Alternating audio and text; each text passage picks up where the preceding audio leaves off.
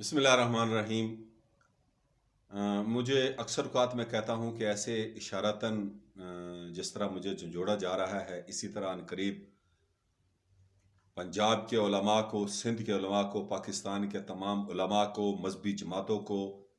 انشاءاللہ جھنجھوڑا جائے گا اور وہ سب متحد ہو کر ایک اسلامی انقلاب کی طرف بڑھیں گے۔ تو مجھے گزشتہ دنوں میں دو اشاراتاً ایک تعلیم کا کہ کس طرح تمہارا نظام تعلیم تباہ ہو چکا ہے، کس طرح غریبوں کو پرائیویٹ سکول لوٹ مار کر رہے ہیں، اور ایک جو حکومت پنجاب کے جتنے جو ہے حکومت پنجاب نے اپنے گورنمنٹ کے سکول وہ یہودی این جی اوز کے دیے ہوئے ہیں، وہ این جی اوز چلا رہی ہیں۔ ان کے پاس اتنی بھی ان کی اوقات نہیں ہے کہ یہ اپنا نظام تعلیم کو چلا سکے، یہ اتنے بڑے ملک کو کیسے چلائیں گے۔ تو میں جو ہے وہ ایک دفعہ جو ہے پھر مجھے اشارتاً ہوا کہ آپ جو ہے یہ M N A M P As اور یہ بد کردار سیاسی دانوں اور وزراء کے خلاف جو ہے مطلب جو ہے ویڈیو دو اور لوگوں کو بتاؤ، ان کے ظلم بتاؤ۔ تو میں نے پہلے بھی ایک دفعہ اس طرح جو ہے وہ میں جتنے بھی شکایات سیل کے اندر بڑے بڑے سیاست دانوں کے ظلم سے ستائے ہوئے لوگ جن کی نہ پولیس کوئی سنتی تھی، جو بے لاوارث ہو کر جو غریب آدمی جو ہے وہ ان کے پاس آتے تھے، شکایات سیل میں آتے تھے اور وہاں دھکے کھاتے تھے۔ اتنا بدتر نظام اور سسٹم ہو چکا ہے ہمارے ملک کا، اور اس کے باوجود لوگ جو ہے اس سسٹم کو تہس نہس کرنے کے لیے نہیں کھڑے ہوتے۔ ایسے M P M N As کا سسٹم ختم کر کے صدارتی نظام کے لیے اٹھ کھڑے نہیں ہوتے۔ یہ افسوس سے کہنا پڑتا ہے، لیکن انشاءاللہ قریب ان کو جھنجھوڑا جائے گا۔ میں سب سے پہلے واقعہ جو ہے وہ آپ کو بتاتا ہوں۔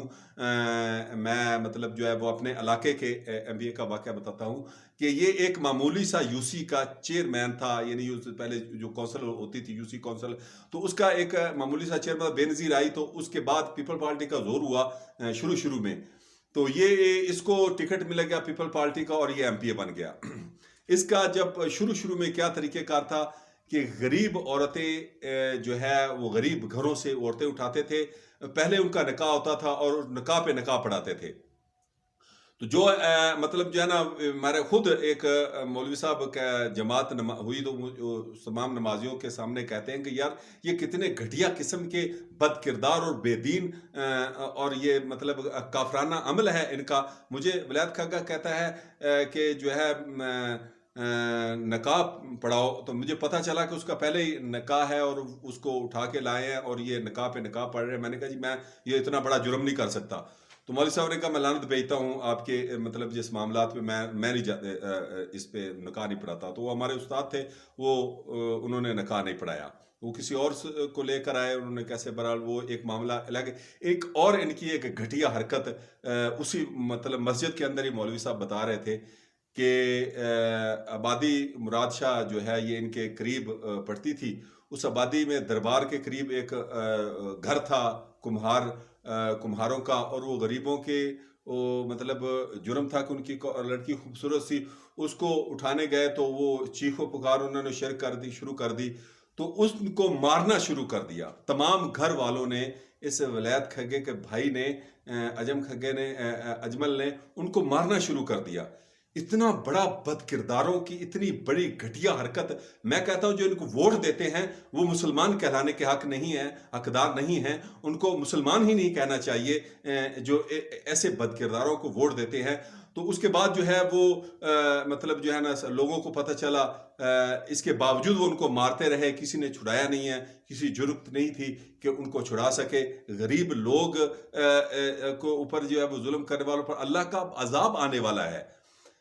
ان حکمرانوں پر، ان سیاستدانوں پر جو اس سسٹم کو چلا رہے ہیں ان پر، اور جو ان کے خلاف نہیں کھڑے ہوں گے